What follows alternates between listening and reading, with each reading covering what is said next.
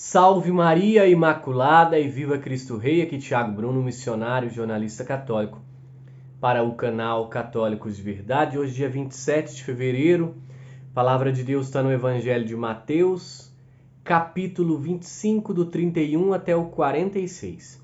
Naquele tempo, disse Jesus aos seus discípulos: quando o Filho do Homem vier em sua glória, acompanhado de todos os anjos, então se assentará em seu trono glorioso.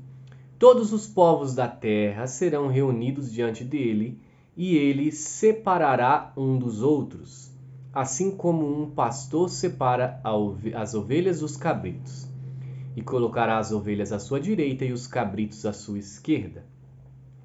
Então o rei dirá aos que estiverem à sua direita: vinde, benditos de meu Pai, receberei como herança o reino que meu Pai vos preparou desde a criação do mundo, pois eu estava com fome e me destes de comer, eu estava com sede e me destes de beber, eu era estrangeiro e me recebestes em sua casa, eu estava nu e me vestistes, eu estava doente e cuidastes de mim, eu estava na prisão e fostes me visitar. Então os justos perguntarão: Senhor, quando foi que te vimos com fome e te demos de comer, com sede e te demos de beber? Quando foi que te vimos como estrangeiro e te recebemos em casa sem roupa e te vestimos? Quando foi que te vimos doente ou preso e fomos te visitar? Então o rei lhes responderá: em verdade vos digo, que todas as vezes que fizeste isso a um dos menores de meus irmãos, foi a mim mesmo que o fizestes. Depois o rei dirá aos que estiverem à esquerda: afastai-vos de mim, malditos, ide para o fogo eterno, preparado para o diabo e para os seus anjos, pois eu estava com fome e não me deste de comer, eu estava com sede e não me deste de beber, eu era estrangeiro e não me recebeste em casa, eu estava nu e não me vestistes, eu estava doente e na prisão e não fostes me visitar. E responderão também a eles: Senhor, quando foi que te vimos com fome ou com sede, ou como estrangeiro, ou nu, doente, preso, e não te servimos? Então o rei lhe responderá: em verdade vos digo, todas as vezes que não fizeste a um desses pequeninos, foi a mim que não o fizestes. Portanto, eles irão para o castigo eterno, enquanto os justos irão para a vida eterna. Palavra da salvação, glória a vós, Senhor. Queridos irmãos, nós temos aqui a famosa passagem onde Cristo nos fala sobre cuidar dos pequeninos.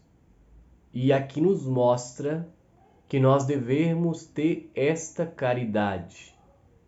Nós devemos sim agir com caridade para com o nosso próximo, porque não fazendo isso, utilizando a caridade cristã, se não assim o fizermos, nós estamos correndo o risco da perdição. Ou seja, a caridade ela faz parte de todo o princípio do ensinamento de Cristo, tá? Porém, usar a caridade com outro intuito que não seja especificamente esse, aí é completamente errado. E esse é o nosso questionamento que fazemos a respeito de algumas situações da igreja envolvendo a teologia da libertação. Mas nós não vamos ser bem claros aqui, a palavra ainda mesmo assim é muito clara sobre o céu e sobre o inferno. Tá? Jesus ele não muda, ele fala que uns escolhidos irão para um lugar e aqueles que não foram irão para outro. Ele é muito claro, a palavra é muito clara, coisa que a teologia da libertação nega, porque para ela todo mundo está no céu porque Deus é amor. Contrário à própria palavra de Cristo quando ele nos pede para fazer a caridade. Pois bem, eu também quero trazer hoje na catequese uma situação que é até um pouco engraçada. Várias pessoas estão vindo me dizer nos comentários ou até pelos grupos de WhatsApp: Thiago,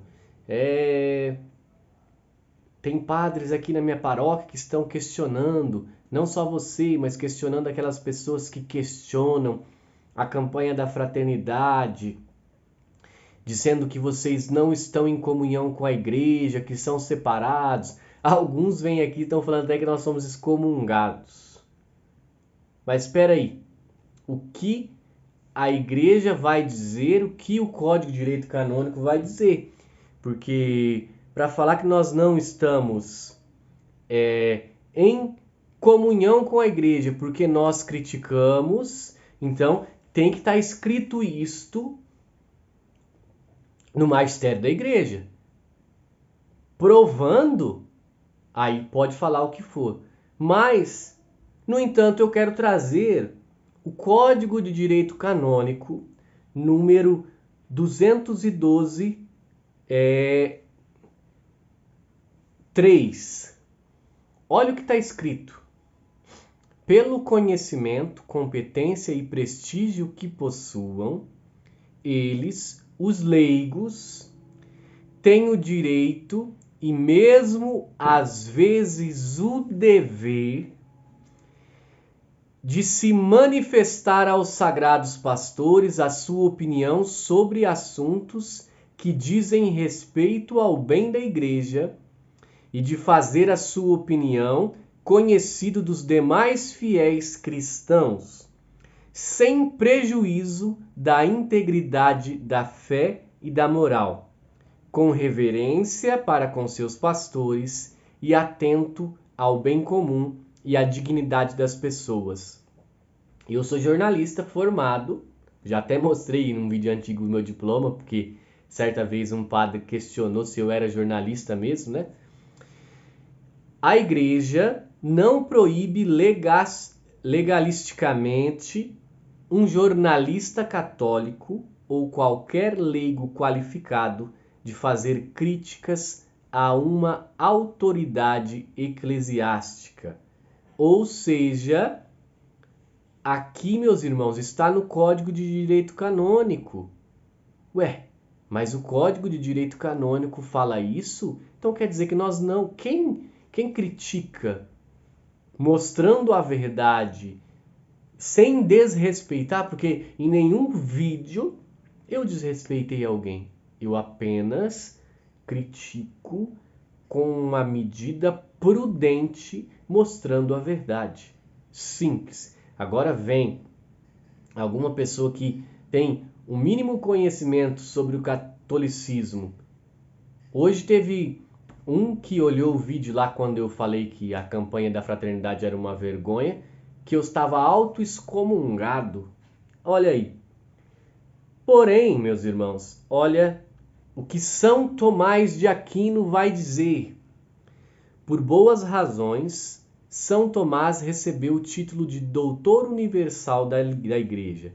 Ele tem algo a dizer sobre se o inferior pode ou não admoestar um superior.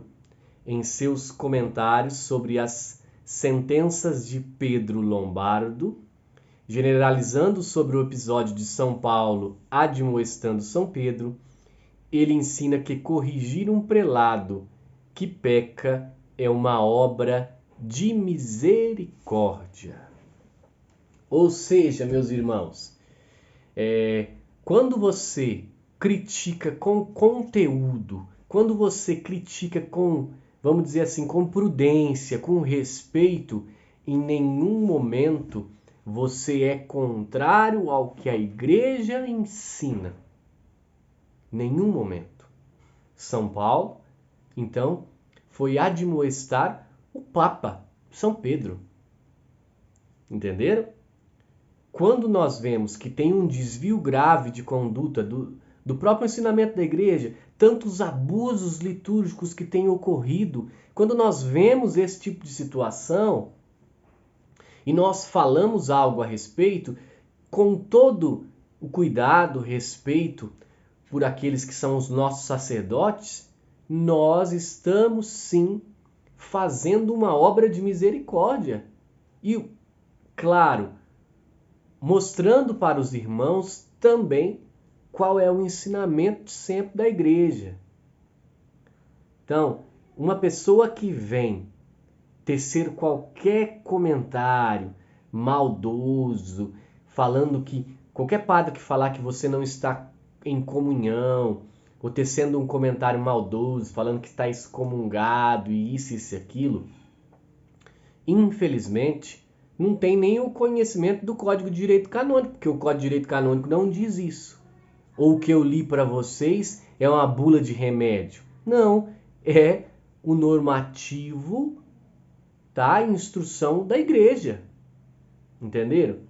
Então, queridos irmãos, nós precisamos ser católicos, saber o que a igreja diz, entender o que ela está dizendo para poder falar alguma coisa.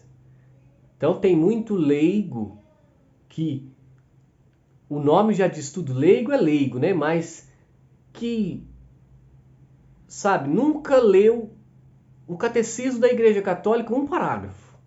E daí vai lá no vídeo que você faz e comenta um monte de coisa que não tem nada a ver nem às vezes com o catolicismo, porque não está escrito na doutrina da igreja, no ensinamento do magistério, não está escrito em lugar nenhum.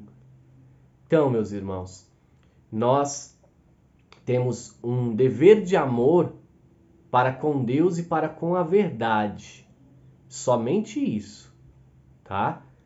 Em nenhum momento os leigos são obrigados a ficar sempre caladinhos e aceitar muitas vezes coisas erradas que estão acontecendo. Não, nós não temos essa obrigação. A nossa obrigação é que, quando necessário, também admoestar com amor. Então, é só para esclarecer, para que nós tenhamos esse conhecimento também do nosso dever de leigos quanto às coisas erradas que acontecem. Salve Maria Imaculada, viva Cristo Rei. Um beijo grande dentro do seu coração.